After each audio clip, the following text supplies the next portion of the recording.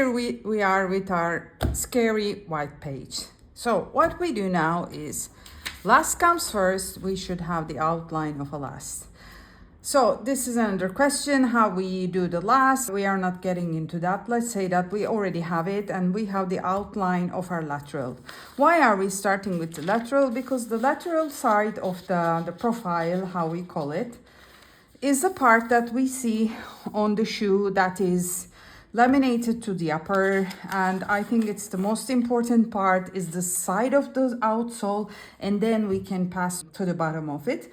But some people do the contrary. It's okay also. I always start with the lateral. So I'm gonna teach you what I do, and I put the last under my paper, and what I do is I go and trace it very, very lightly so that I have it. Without the last, we cannot design a sole. So I have to have also the upper part of it so that I can see how it's gonna look like when the sole is finished together with the last. And then I go and trace the dark big line that is under the last. And now I take the page out. The second thing that I do is I take the ruler. I should have it very parallel to the paper, and just slide it up and decide where to place the ground line. Placing the ground line is giving me the distance and the thickness of material that I will have under the shoe. So how do I define this? It depends on the brief, it depends on the sport, it depends on the function. So we have the answers for these questions in Sole Design Academy. So let's say that I'm gonna make a fashion outsole, which is running inspired, and it's gonna be quite bulky. So I'm giving a lot of distance from the last to the bottom. And then I go and do my ground line. The ground line is fundamental.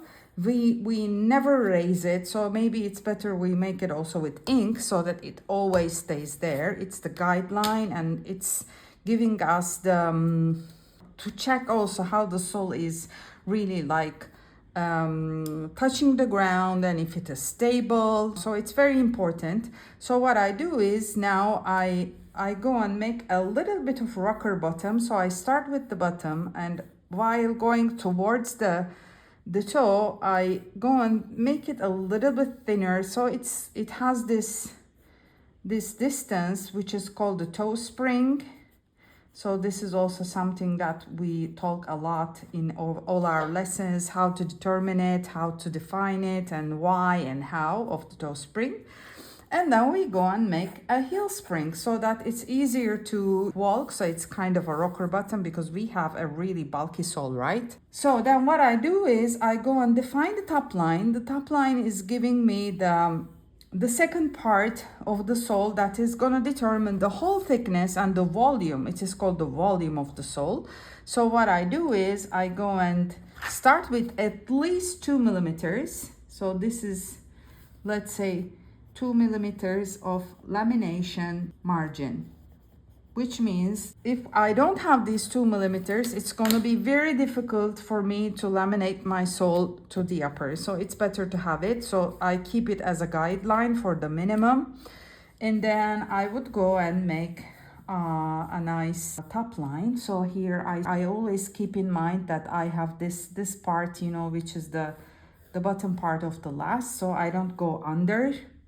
I don't, expose it, so I have to close it really well. So what I do is I make a very flowy shape of a sneaker that goes here. It's going really like low, but here it's too low, so I have to finish it, being very careful about the glue margin. And then I'm gonna do something here, maybe a little bit sharp, so I'm starting with a very easy flow of shapes. And then here I have an EVA midsole.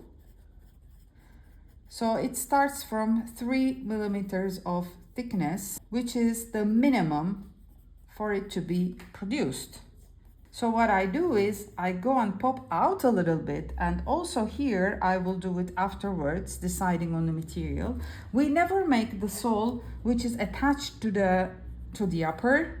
we have to give the material thickness. This is one of the problems that my students always have. They go and attach it as if it is made of paper. It shouldn't be like that. So I can also make a little silhouette of a shoe so that I start to see how they look together, if they look fine. So what I do is I go and define my outer shape. So this is like the silhouette. And then I want to do a toe bumper, which is gonna be rubber. So until here, I have the outlines. Now I have to split the materials, which means that I have a midsole and I have an outsole. I can also take this part out so it doesn't confuse me. I can do this part a little bit cleaner. And then what I do is I go and define the outsole part that I want to do with rubber. So I want to continue with this shape and then go down, and here we have to have 1.5 mm of rubber base to be produced, then plus lugs or other material, whatever we want to add on the rubber base, because 1.5 millimeters, it's really low, so it's gonna wear off really easily. I would do 2.5 if I want to do something really flat without anything. 1.5 is really low, but you can still make soles so low, why not? So I go and look at it and I say, okay, I'm like 5, it's fine. I still have the margins. And I want to go and do something like this. And also here, we have the 3 mm here, and we should have at least 1.5 mm popping out and making the outsole here. So I just colored it a little bit so that you can see. And now I have, maybe I can add something like this here, where I can write a name, a brand, or whatever. I'm just doing something really clean, so you can play with the top line as you want. I also have the French curves that I use a lot. They make me sketch a little bit more in precision, mostly when I do the second sketch, the clean sketch. Maybe I can use it also here, something like this, just to make the lines better. If I want to make a second line, like, it's very easy to offset, and you can be a little bit more precise. And now I want to do some grooves, which are making a little bit of flexion in my sole. And then when I go towards the toe, I don't have all this distance, I don't have a lot of material, so also the grooves will be less deep. So this is the part that is gonna be rubber. So let me make a little bit of coloring.